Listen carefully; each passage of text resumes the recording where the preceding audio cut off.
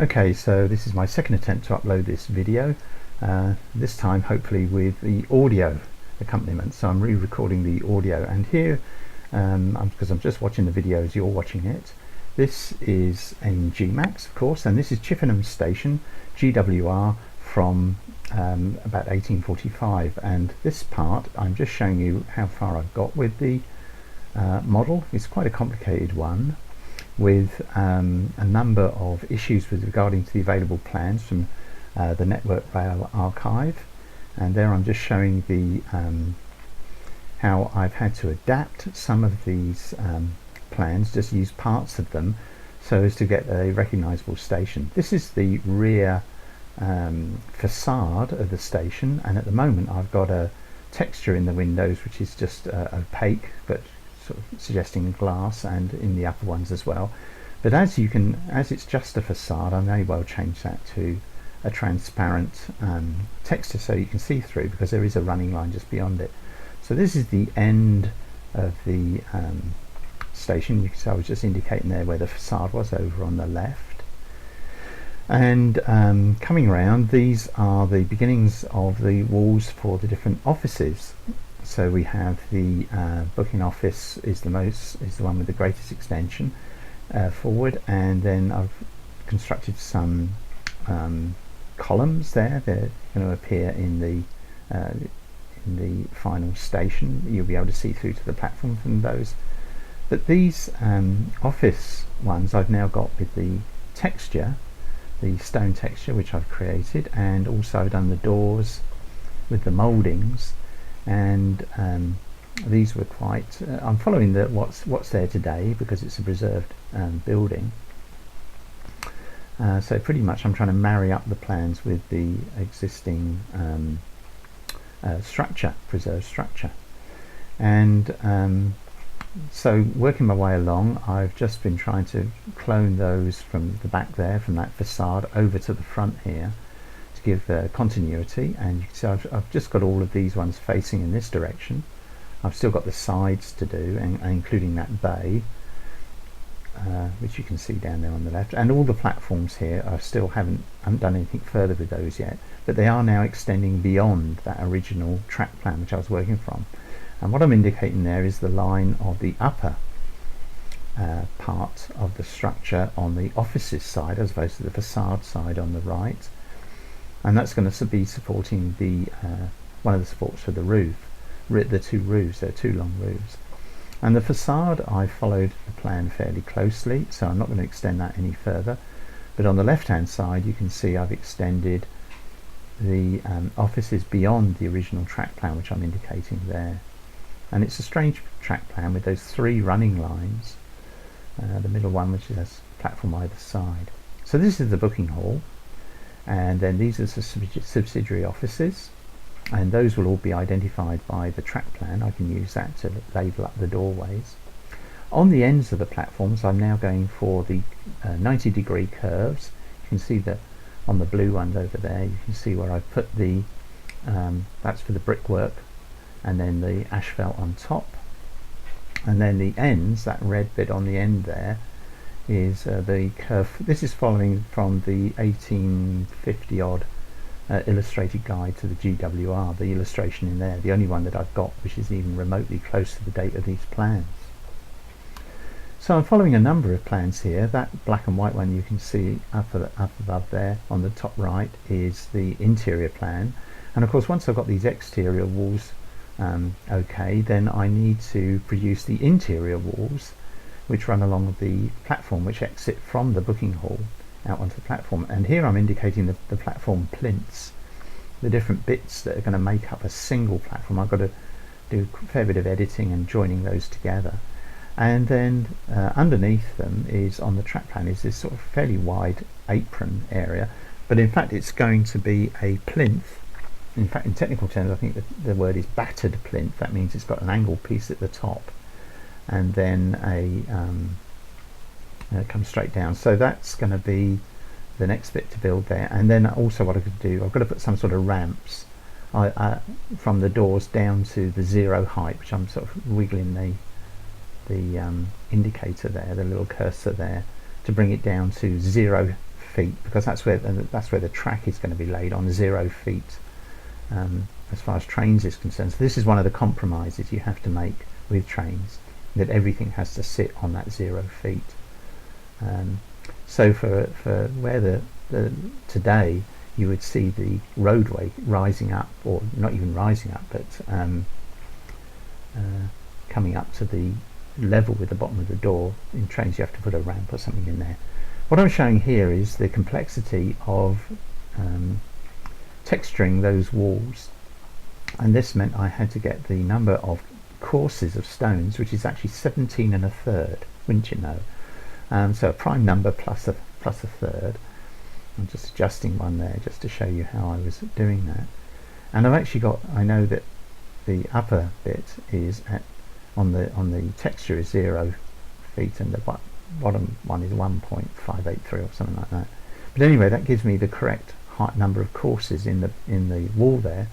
And then I've had to, starting from the booking office one, which is one on the right, I then had to follow that all the way through, separately texturing each of the walls. And you'll see here that these columns are new. I've added those in, and the second part of my sort of blurb about Chippenham Station is how I made these columns, because there's a number of tips here I think that could be quite useful for anybody using GMAX. I've also got an issue because some of these end plans show 2 rows of columns in place and others only show 1, so I've got to come up with some sort of solution to that, fudge it in some way. At the moment I'm thinking of just going with 1. I'm not going to put up any more plans in this video. There's quite enough there to deal with, but it's just something I've got to compromise over. But you can see that the columns have their own little complexity. They're square, but each of the corners is scalloped out in that sort of 90-degree curve. In fact, we've got like an 1/8 of a sphere at the top of each and bottom of each column of each scallop, and then a 90-degree curve there, and then feeding into those square section columns. So that's, for GMAX, that's quite a complicated thing to do, or could be. And there's a number of ways of doing it. You could start with editable splines, but what I decided to do, and this is my illustration, is I decided to use the Boolean function.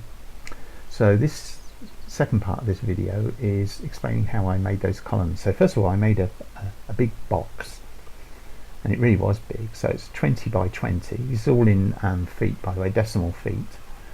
And I made it, let me see, I made it 30 foot high. I'm just looking at my own video here, and I just put it onto a center line, and then I took my next step then was to carve out one of the corners. That was my aim. So I'm just looking to see what I'm doing here with this wild cursor flying about all over the place. So I increased the size of one of these just to show you what the final effect was. I increased it tenfold, and you can see there more clearly that those scalloped corners. And it's one of the features of some of these early buildings, an architectural feature. So just put it back to its original size in a moment, but it's one of the features of the architectural features of these early stations, and I like to try and preserve some of those if I possibly can, without absolutely going crazy with the poly count. So I made a cylinder, and I made that 20, a height of, what did I make a height? 20 by the looks of it. Yes, there it is. And only one height segment. You only ever need one for this. And then I increased the number of sides from 18. These are the default ones when you draw a cylinder, so you need to adjust these. So all those sides around there, I needed more. I needed 24, so I've changed that. So there's now 24 there. And then I must surely have adjusted the radius. So that there's those 24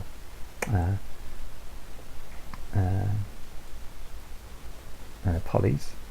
And let's just see where I'm doing. And then I made a sphere, and I made that. What did I do there? Oh yes, I went round and height, it was the radius that was the key there. So I made the radius 10, I think. Yes, there we go, made it 10, and I did the same for the sphere, so they're identical. And then I altered the number of segments in the sphere to equal the number of planes around the cylinder. Okay, so these are all fairly basic actions, and then I just XYZ'd it to make sure it was in the right place. Oops, and then I moved it up a bit. And now I think I hid most of the other stuff, other mesh. I'm sure I must have improved the colour. Yes, these colours, there's actually, I find, only quite a limited range of those colours that are suitable for being visible while you're drawing this. I suppose you could alter the background of Gmax, the grid colour, to something different to give you better access to a wider range of colours, but usually a half dozen or so are adequate for drawing the meshes before you texture them. So there we are. So the first thing I want to do here is to slice my sphere in half. So there we are. And it's important to remember that you can, so long as when you're selecting like that, the polys that you select are only the ones that either you individually select, or if you're using the bounding box, that's the dotted line box, it'll only be the ones that are completely covered by the bounding box, so bits of polys won't get picked up. And also watch out for polys round the back, because you can easily delete more than you actually need. So now, having got that sorted out, I think my next job was to, yes, I've got that. What am I doing here? Zooming about all over the place like a crazy thing. There we are, and I'm moving the sphere down, then I'll zoom in and position it right on top of that column. Make sure you get it right. Ooh, up and down, there we go. And then I go down to the, because what I'm going to do is use it to carve out that box. That was that indication there. So I've cloned the half, this hemisphere, okay, and move it down to the bottom. Okay, and actually it only needs to be height 0, because that's where we are. So you can either do it by eye, or to be more accurate, I mean, you know, faff about. Actually looking down here on the bottom right, I'm a little bit out there. So, but it gives me a cylinder. I've now got to remove the two end polys of the cylinder, because I'm going to, that's what I'm doing here. And here's the end poly going there. So now we've got a hollow cylinder, and I've got two hollow hemispheres. Otherwise, when you weld them together, they won't weld properly. So select one and then attach all the other bits, which was the cylinder and the other hemisphere. Go into vertices and weld everything in sight. 3.937 seems to be the default, so I always change that to 0.1, so that only those, they only weld together the ones I want welded together. If you're not sure about that, just try it and you'll soon see what I mean. And once I've got that, now I've got my shape. This is the shape that I'm going to cut out from the corner of that square of that box that I made. So now I'm going to just position this so that it's over the corner. So it's the top left view of these windows. It's the one I'm using at the moment, and I'm going to bring that over to the right. There it goes. And now zoom in a bit to get the position right. So I've got various positions down here, so I can look at those, make sure I'm exactly on target, and you can see I'm a bit off there. So using those down the bottom of the screen, I'm just positioning it correctly over the corner. And now it's a bit long for the box. It doesn't matter, but the next thing to do is to adjust these by picking up all the vertices of one end, going in one direction only, the Y direction, bringing that down and bringing the bottom ones up. Now you might think, well, this doesn't look much like a column, but bear with me, it works. So those are the two pieces, and what I've basically got here is a box and this strange sort of two hemispheres and a bit of a cylinder glued together. So I'm going to select those and hide everything else. So up to the top left, hide unselected. So I'm just looking at these. Let's have a look at them in smooth and highlight. So now what I'm going to do is I'm going to use the Boolean function. I'm going to deduct the blue from the green, and the blue will disappear in the process. And if you're doing a lot of this, then my advice is to copy all the bits. So that green is a standard primitive at the moment, so come down to compound objects and change it to a Boolean.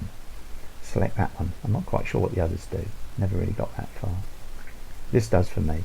So I'm going to call it a Boolean, and then I'm going to pick the blue as the operand B, the deducting, the shape that I'm going to deduct from that one. So with the green selected, I click on pick operand B and click on the blue, and it deducts it, removes it from the green. Now you must surely begin to see where I'm going with this, because that now gives me the basic shape for a quarter of one of those little columns. Now I know the poly count is going to be fairly high, but that doesn't really matter, because once you reduce this down to a editable poly, that will reduce quite a bit down, and that's what I'm going to do next. The Boolean, I'm immediately going to change it down to editable poly, which reduces the poly count considerably. So that gives us our column, but of course it's enormous, quarter of our column, but of course it's enormous, and it's not the proportion that I want. So select it, vertices, and if I want to, I can move all of those down to begin to stretch that into a quarter of a column shape. And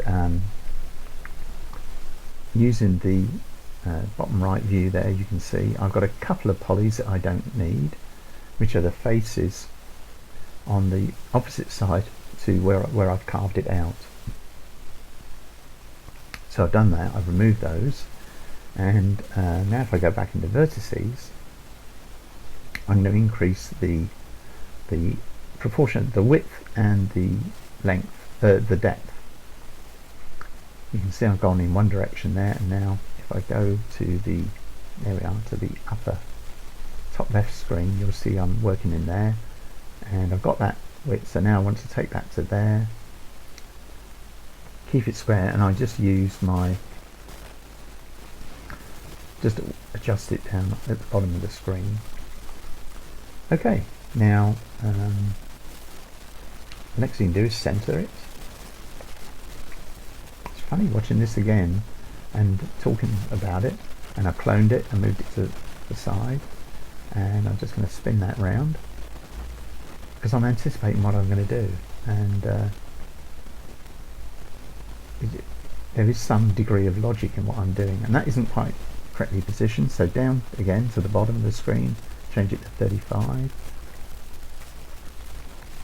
So I'm just using those positions just to get the proportion and the distribution of the polys correct. And now move this one down. Come on down, there we go, and use the bottom, come down to the bottom. Oh yes, you are so predictable. There we are, and then do the same with that one. And down we go with another clone. So I've cloned it 3 times, and now I've made up basically making up a column shape. There we are, just use the bottom. And bottom right there you can see I've got 4 bits that are going to go together to form our column. And because I took out those other polys, those faces, they'll all attach okay. So I'm going to attach them, or they'll all weld okay. And then I'm going to have a look at the vertices. So now I've got all 4, and you can see now I've got the basis of the column. There's the vertices. So now I'm going to change my, see it's scooting down, there's all these vertices, I want to weld them together, and I can leave it on the default because it doesn't really matter. There we go. I've just realised something. I didn't weld the bottom ones, I only welded the top ones. I wonder if I did that on the original column, so I'll have to check that out. So now, although it does give me these extra polys, 4 at the top, I suppose I could do a single plane of the correct size and glue that on, attach that, delete those 4, so that would save me 3 polys, And I could probably do the same with the side and save another 4 polys in each column, but you know, there's other things to do. So having got this enormous bit of a column, my next job is to get it down to the correct size. And for this I want it all centered up, and then I'm going to use the scale tool. I'm going to scale it down to a foot across, and at the moment it's 60 foot by 60 foot, so it's got to come down to 60th. So I'm going to take it right the way down. Let's zoom in a bit. It's one of those little squares I've got to make it equal to. So I'm going to zoom right down, zoom in again, and then move it about. And I just did this by eye when I was doing the moving. I thought when I was doing the video that it would be handy to take it over to that center line and see if I could do it that way.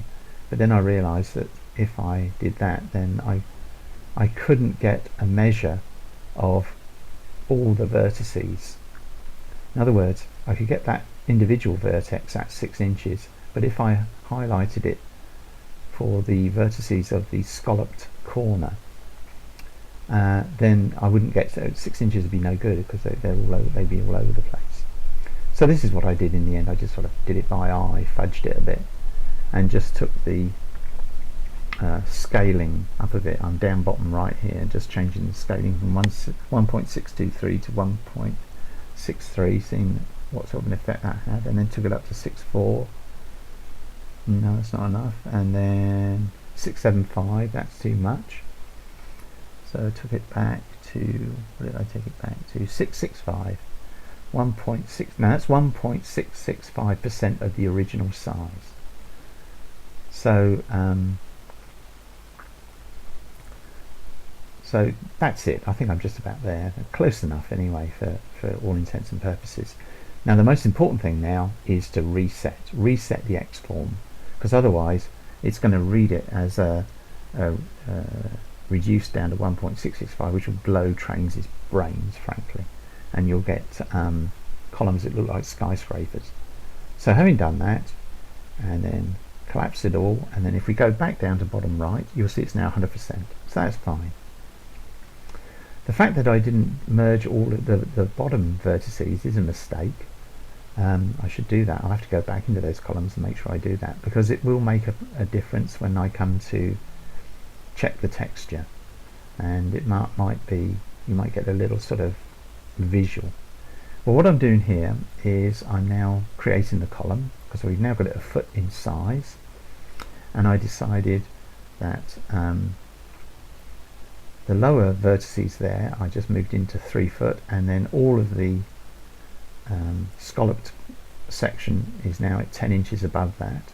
So if I move that up to what did I move that up to? Whatever it was, 5 foot, and then I move this down to 4 foot 2 inches. That means the position between the end of the column and the scalloped section is consistent, top and bottom. And now all I need to do is to move the top up to the height, and indeed the bottom up to the height that I want, and ditto with the lower one, although at 3 foot that's correct. So I can just take that up to whatever I need. And of course it means that I can adjust it if, as I'm sure is going to be the case, I'm going to find that the columns aren't quite the right height when I start adding other things. So there we are. Let's just zoom in a bit. Let's have a look, and you can see there's a scalloped column. So it's a little bit fiddly just to do, but I think it's quite successful, and it gives you the proper ends, top and bottom of the column. And when I come to add in other bits and bobs, so that's what those columns over there, that's how those columns over there were created. There we are. And so if I just look at that, one of the created columns, and then I'm looking at the plan, so it's superimposed over that plan. You can see there it's not quite in the position of the plan, but it's in position as far as I'm concerned in the station. And obviously what I've got to do is the extra bits and pieces at the top and bottom of the column, and then duplicate them across. This had 7 on this plan. I've done 8 because that's how the track plan looks, and so it actually pushes over to the left, and that building on the left is moved over to the left. So this is all part of the compromising that I'm doing in order to get this done. And just along there is where the fencing is going to separate the platform from the general public. So it's only about 4 foot high, but it's the sort of psychological barrier that stops people coming straight onto the platform. But of course it'd be easy to get over. But that separates that, and then I've got the plinth as well to come along there. Bottom of these, and that's the top of these columns. So I've got a few bits and bobs to add in there, but I just wanted to get the scallop section done first. And even the design of these columns is at variance. Looking at this plan and then looking at other plans, they change, they're different. So I've got to try and make a compromise between those, because I don't want to have to be making lots and lots of different columns. But there are a lot of columns in this station. This was very much a feature of these early stations. I remember reading an account of it from I think it's one of Harold Gasson's books about these columns, and how if you weren't careful when you came in and there were these columns in these old stations right up near to where you were leaning out the cab, you could take a nasty blow to the head. And there are quite a few columns that I've got to add to the inner part of the station. So that's about where I am with the station at the moment. You can see I've got a lot there to do. That upper part there is going to be similar to the facade on the other side, and it's going to be the support for those two full-length roofs, which are going to run at least the length of the facade, and then there's a central roof as well to do. And the offices, which is what I'm wriggling this around at, are going to be identified inside. I've got a problem there with the platform. There's a section there that's too long. The blue is too long. But that's the platform width. And then we've got various facade pieces, what I call facade pieces, which are just a window in a wall. And then we've got the end pieces, the front pieces of the various offices, the booking hall there, and there's the next one along is the urinal and that sort of thing. For these ones, because I'm not going to put any detail inside the offices, I'm going to keep that opaque texture. But for the facade ones, I think it does need to have transparent texture there. So those ones there, facade top left, those are going to have to be transparent, so you can look through and see the trains. Look through to see the trains there, and on that little one there, there's still to be done, and over on the right there, that's a facade piece. So you can just see the relative narrowness of the platform there. I'll have to check that, because I think that's too far into the station. And there's various other bits of mesh and splines sticking around there, as you can see. The polygon counter, we're up to almost 10,000 polys, so 9,500, so well up on the budget. That will come down considerably as I reduce these to editable polys. For example, I'm not sure if I'm going to click on one or not. I can't remember if I did that. But those are quite substantial, and there was a lot of polys that I was able to take out of that facade. And where you have one face butting onto another, then the one that's obscured completely by the other face you can usually lose. You want to be careful about that, because think about it, it's always the smaller of the two faces that you can lose, where there's two faces coming up next to each other. What else? So I made that little column just as an example of how I was using Gmax to produce a scallop column. There's always a solution to even the most complex shapes, and you can resolve those in Gmax. So there we are as far as Chippenham Station is concerned at the moment. It is very time consuming, and a lot of the time is spent just trying to resolve the differences between the plans, or choosing the best alternative of those that are suggestions that are offered. And I've still got a lot of sort of thinking about how to do this before I get much further along with it.